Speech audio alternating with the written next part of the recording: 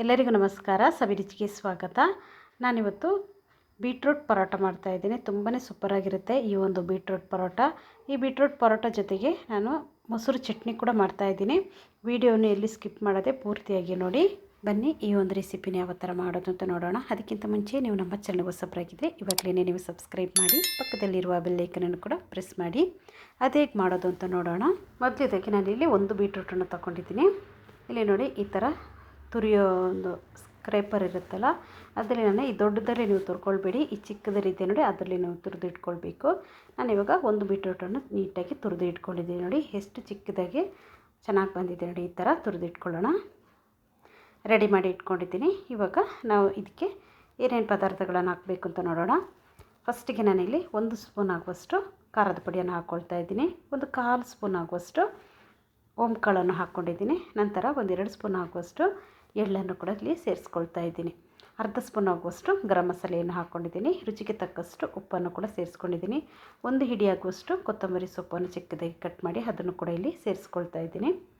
ಅರ್ಧ ಸ್ಪೂನ್ ಆಗುವಷ್ಟು ಶುಂಠಿ ಬೆಳ್ಳುಳ್ಳಿ ಪೇಸ್ಟನ್ನು ಕೂಡ ಇಲ್ಲಿ ಸೇರಿಸ್ಕೊಳ್ತಾ ಇದ್ದೀನಿ. ನಂತರ ನಾನಿಲ್ಲಿ ಗೋಧಿ ಹಿಟ್ಟನ್ನು ತಗೊಂಡಿದ್ದೀನಿ. ಅರ್ಧ kg ಆಗುವಷ್ಟು ಗೋಧಿ ಹಿಟ್ಟನ್ನು ತಗೊಂಡಿದ್ದೀನಿ. ಒಂದೇ ಸಲ ನೀವು ಗೋಧಿ ಹಿಟ್ಟನ್ನು ಹಾಕ್ಕೊಳ್ಳಿಕ್ಕೆ ಹೋಗಬೇಡಿ, ಸ್ವಲ್ಪನೇ ಹಾಕ್ಕೊಂಡು ನೀವು ಇದನ್ನು ಕಲಿಸ್ಕೋಬೇಕಾಗುತ್ತೆ. ಇವಾಗ ನಾನು ಈ ಬೀಟ್ರೂಟಲ್ಲಿ ಇರುವ ನೀರಿನ ಅಂಶ ಇರುತ್ತೆ ನೋಡಿ, ಅದರಲ್ಲೇ ನಾನು ಇದನ್ನು ಕಲಿಸ್ಕೊಳ್ತಾ ಇದ್ದೀನಿ. ಇನ್ನು ಸ್ವಲ್ಪ ಹಿಟ್ಟನ್ನು ಹಾಕ್ಕೊಳ್ತಾ ಇದ್ದೀನಿ, ಗೋಧಿ ಹಿಟ್ಟನ್ನು. ನೀವು ನೋಡಿಕೊಂಡು ಇಲ್ಲಿ ಗೋಧಿ ಹಿಟ್ಟನ್ನು ಹಾಕ್ಕೊಳ್ಬೋದು. ನಾನೇ ತಗೊಂಡಿರುವಂಥ ಎಲ್ಲ ಗೋಧಿ ಹಿಟ್ಟನ್ನು ಹಾಕ್ಕೊಂಡು ಕಲಿಸ್ಕೊಂಡಿದ್ದೀನಿ. ಮಧ್ಯದಲ್ಲಿ ಸ್ವಲ್ಪ ನೀರು ಬೇಕಿತ್ತು, ಅದನ್ನು ಕೂಡ ನಾನಿಲ್ಲಿ ಸೇರಿಸ್ಕೊಂಡು ಕಲಸಿ ಇಟ್ಕೊಂಡಿದ್ದೀನಿ. ನಂತರ 1 ಸ್ಪೂನ್ ಆಗುವಷ್ಟು ಎಣ್ಣೆಯನ್ನು ಹಾಕ್ಕೊಂಡು, ಕೊನೆಗೆ ನಾನು 1 ಸ್ಪೂನ್ ಆಗುವಷ್ಟು ಎಣ್ಣೆಯನ್ನು ಹಾಕ್ಕೊಂಡಿದ್ದೀನಿ. ಮಧ್ಯದಲ್ಲಿ ಎಲ್ಲೂ ಎಣ್ಣೆಯನ್ನು ಹಾಕ್ಕೊಳ್ಳಿಲ್ಲ. ಹಾಕ್ಕೊಂಡು ಚೆನ್ನಾಗಿ ನಾದ್ಕೊಂಡು ಇಟ್ಕೊಂಡಿದ್ದೀನಿ. ಇವಾಗ ನಾವು ಇದನ್ನು ನೀಟಾಗಿ ಲಟ್ಟಿಸ್ಕೊಳ್ಬೇಕು. ಚಪಾತಿ ಮಾಡ್ಕೊಳ್ತೀವಲ್ಲ ಅದೇ ಥರ ಅಷ್ಟು ಹಿಟ್ಟನ್ನು ತಗೊಂಡು ನಾವು ಇದನ್ನು ಲಟ್ಟಿಸ್ಕೊಳ್ಬೇಕು. ನೋಡಿ, ಇವಾಗ ಚೆನ್ನಾಗಿ ನೀಟಾಗಿ ಚಪಾತಿ ಲಟ್ಟಿಸ್ದಂಗೆ ಲಟ್ಟಿಸ್ಕೊಳ್ಳೋಣ. ನಾನಿಲ್ಲಿ ತೆಳುವಾಗಿ ಲಟ್ಟಿಸ್ಕೊಂಡಿದ್ದೀನಿ. ನಿಮಗೆ ದಪ್ಪ ಬೇಕಂದರೆ ದಪ್ಪನೂ ನೀವು ಲಟ್ಟಿಸ್ಕೊಳ್ಬೋದು. ನೋಡಿ, ನಾನು ಎಷ್ಟು ದಪ್ಪ ಮಾಡ್ಕೊಂಡಿದ್ದೀನಿ ಅಂತ ತೋರಿಸ್ತೀನಿ ನೋಡಿ. ಇಷ್ಟು ದಪ್ಪಕ್ಕೆ ಮಾಡ್ಕೊಂಡಿದ್ದೀನಿ. ತವ ಇಲ್ಲಿ ಬಿಸಿಯಾಗಿತ್ತು. ಆ ಒಂದು ತವಕ್ಕೆ ನಾನು ಲಟ್ಟಿಸಿರುವಂಥ ಈ ಒಂದು ಪರೋಟವನ್ನು ಹಾಕ್ಕೊಂಡು 2 ಸೈಡು ಚೆನ್ನಾಗಿ ಫ್ರೈ ಮಾಡ್ಕೊಳ್ತಾ ಇದ್ದೀನಿ. ನಂತರ ಇದಕ್ಕೆ ನಾನು ತುಪ್ಪವನ್ನು ಸವರ್ಕೊಳ್ತಾ ಇದ್ದೀನಿ. ನೀವು ತುಪ್ಪವಾದರೂ ಹಾಕ್ಕೊಳ್ಬೋದು, ಇಲ್ಲಾಂದರೆ ಬಟರ್ ಆದರೂ ಹಾಕ್ಕೊಂಡು ಮಾಡ್ಕೊಳ್ಬೋದು. ಎಣ್ಣೆ ಏನಾದರೂ ನೀವು ಇಲ್ಲಿ ಉಪಯೋಗಿಸ್ಕೊಳ್ಬೋದು. ಅದು ನಿಮ್ಮ ಇಷ್ಟ, ನಿಮಗೆ ಯಾವುದು ಇಷ್ಟನೋ ಅದನ್ನು ನೀವು ಹಾಕ್ಕೊಳ್ಬೋದು. ಇದನ್ನು ಚೆನ್ನಾಗಿ ನಾವು 2 ಸೈಡು ಚೆನ್ನಾಗಿ ಬೇಯಿಸಿ ತಗೊಂಬಿಡೋಣ. ಬೀಟ್ರೂಟನ್ನು ಇಷ್ಟಪಡೋದವರು ಈ ಥರ ಒಂದು ರೆಸಿಪಿಯನ್ನು ಮಾಡ್ಕೊಳ್ತೀನಿ. ತುಂಬಾ ಚೆನ್ನಾಗಿರುತ್ತೆ. ಮಕ್ಕಳು ಕೂಡ ಇಷ್ಟಪಟ್ಕೊಂಡು ತಿಂತಾರೆ. ಇದ್ರ ಜೊತೆಗೆ ಸೆಟ್ ಆಗುವಂಥ ಒಂದು ಚಟ್ನಿಯನ್ನು ಕೂಡ ನಾನಿಲ್ಲಿ ಮಾಡಿದ್ದೀನಿ. ಮೊಸರು ಚಟ್ನಿ ಮಾಡಿದ್ದೀನಿ. ತುಂಬಾ ರುಚಿಯಾಗಿರುತ್ತೆ. ಅದಂತೂ ತುಂಬಾ ಸಖತ್ತಾಗಿರುತ್ತೆ. ಅದನ್ನು ಕೂಡ ನಾನು ನಿಮಗೆ ಮಾಡಿ ತೋರಿಸ್ತೀನಿ. ಇದೇ ಥರ ನಾನು ಉಳಿದಿರುವಂಥ ಎಲ್ಲ ಪರೋಟವನ್ನು ರೆಡಿ ಮಾಡಿ ಇಟ್ಕೊಳ್ತೀನಿ.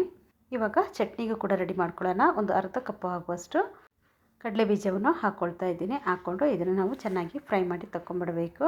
ಕಡಲೆ ಬೀಜ ಇಲ್ಲಿ ತುಂಬಾ ಚೆನ್ನಾಗಿ ನಿಧಾನವಾಗಿ ಚೆನ್ನಾಗಿ ಫ್ರೈ ಮಾಡಿ ತಗೊಂಬಿಡೋಣ. ಕಡಲೆ ಬೀಜವನ್ನು ಚೆನ್ನಾಗಿ ಹುರಿದು ತೆಗೆದಿಟ್ಕೊಂಡಿದ್ದೀನಿ.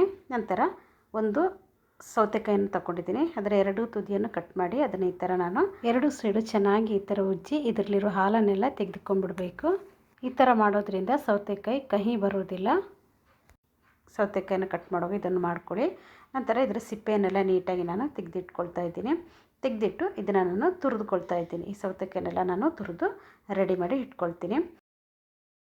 ಇಲ್ಲಿ ಕಡಲೆ ಬೀಜ ಕೂಡ ತಣ್ಣಗಾಗಿದೆ. ಇವಾಗ ಒಂದು ಮಿಕ್ಸಿ ಜಾರ್ ತಗೊಂಡು ಆ ಒಂದು ಕಡಲೆ ಬೀಜನ ಕೂಡ ನಾವು ತರಿಯಾಗಿ ಗ್ರೈಂಡ್ ಮಾಡ್ಕೊಳ್ಬೇಕು. ನುಣ್ಣಗೆ ನೀವು ಗ್ರೈಂಡ್ ಮಾಡ್ಕೊಳ್ಳೋಕೆ ಹೋಗಬೇಡಿ.